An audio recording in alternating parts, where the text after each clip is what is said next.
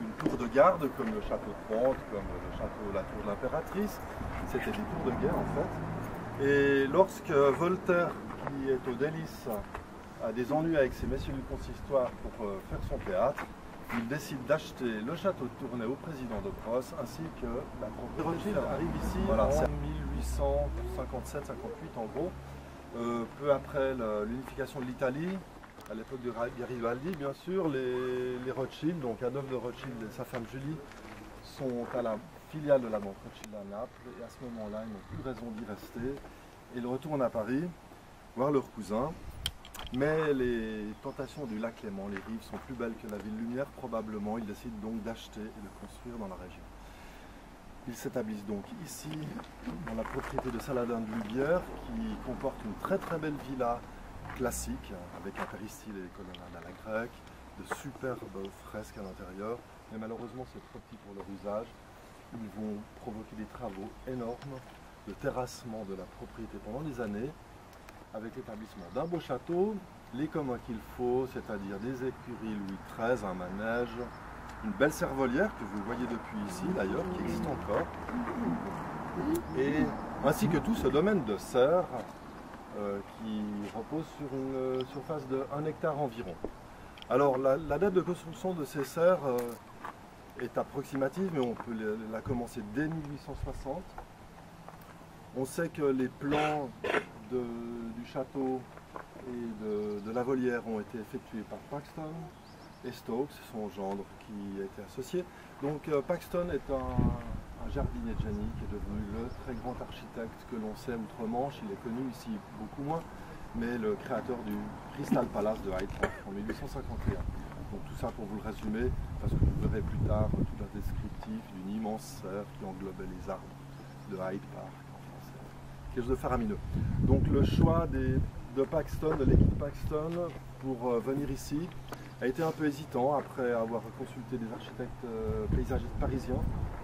Finalement, ils se fixent sur le choix anglais, qui a été aussi le choix de leur cousin Rothschild en Angleterre et à Paris. James de Rothschild a en effet construit le château de Ferrières avec Paxton et un ensemble de serres faramineux, peut-être encore plus important qu'ici. Mais malheureusement, de tous ces ensembles de serres de l'époque, du 19e, il n'en reste pas beaucoup. En tout cas, ceux de Paris ont disparu. En Angleterre, il en reste peu et on a la chance d'avoir pu conserver cet ensemble de serres ici, à Genève. La propriété que vous voyez actuellement appartient à l'État depuis les années 1950. Donc tout le château, les communs ont été légués par le baron Maurice de Rothschild à l'État au cours des années 50. Le marché qui a consisté à prolonger l'usufruit d'une génération a provoqué la cession immédiate de ces serres à l'État en 1986. Nous étions logés déjà gracieusement par le baron de Rothschild pour héberger nos arbres d'orangerie à l'époque. Donc ce qui fait que nous avons pu rester sur place et les pieds dans la place, nous sommes restés. Voilà. Les serres ont eu l'occasion d'être restaurées avec un très beau projet de sauvegarde initié par Madame Jacqueline Burnand en 1994 et 1995, ce qui a été l'objet d'un grand atelier de chômeurs. En effet, à l'époque, il y avait beaucoup de chômeurs spécialisés de bonne valeur, des contremaîtres expérimentés d'une cinquantaine d'années, qui étaient licenciés et qu'on a pu récupérer ainsi pour refaire à peu près tout. Donc c'est pas une restauration totale, mais une sauvegarde. Les serres ont été dévitrées, repeintes, revitrées, enfin les réparations les plus qui est la thématique de la journée. Cependant, ne vous attendez pas à être invité à la table de Nadine de Rothschild. Vous êtes tous au courant qu'on est du côté des communs, donc des servitudes et pas au château. Voilà. Vous dites que le château appartient à l'État? Oui. Ou depuis les années 50. Ah donc la famille Rothschild, la famille usufruitière. Oui, et puis c'est eux qui dépensent l'argent pour restaurer. Des transparent cages, c'est des rennes diaphanes et des gouttes d'or, des prunes au goût de miel, qui sont des variétés mises au point par les Anglais au XIXe siècle, souvent pour leur climat, et puis même ici.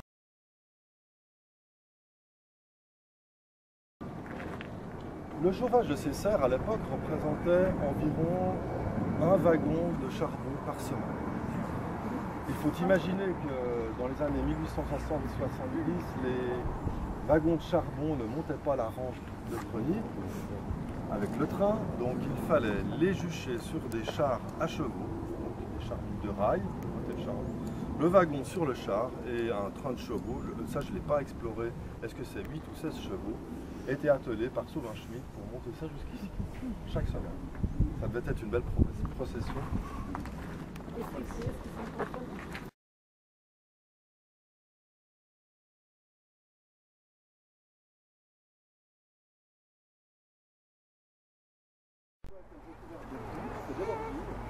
C'est une cervolière, les volières étaient à l'intérieur, c'est pas que vous avez cherché. On a décidé avec un peu de très très belle serre.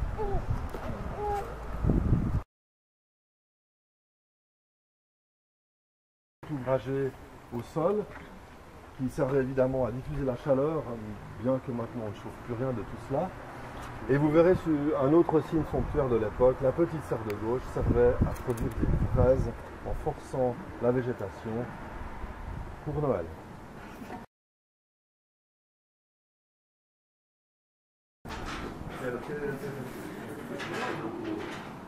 Les câbles à pas qui c'est les arbres sujets. Ça fait les années 50.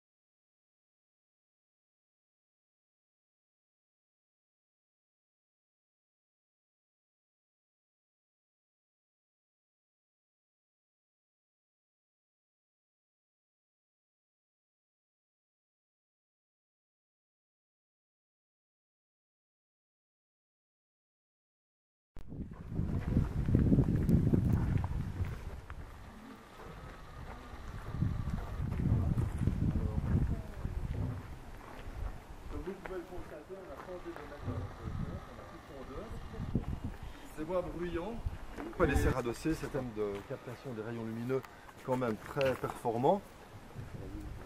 On profite ainsi de l'illumination toute la journée et le soir quand les rayons ont chauffé toute la muraille intérieure, elle restitue de la chaleur au courant de la soirée et de la nuit. Voilà.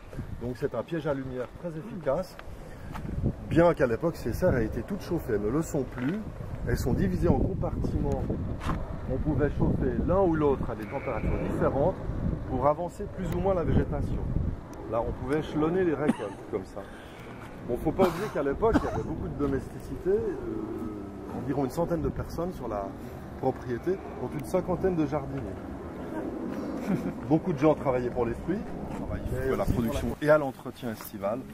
Ça ne se pratique pratiquement plus, à part à l'horloge fleurie qui est typique, ou le monument Brunswick encore. Mais autrement, c'est vraiment des survivances du passé, quoi. Et maintenant, vous avez combien de personnes qui travaillent ici? Ici, nous avons une personne qui périodiquement produit la saison des plantes estivales, donc les plantes annuelles ou les bisannuelles en automne.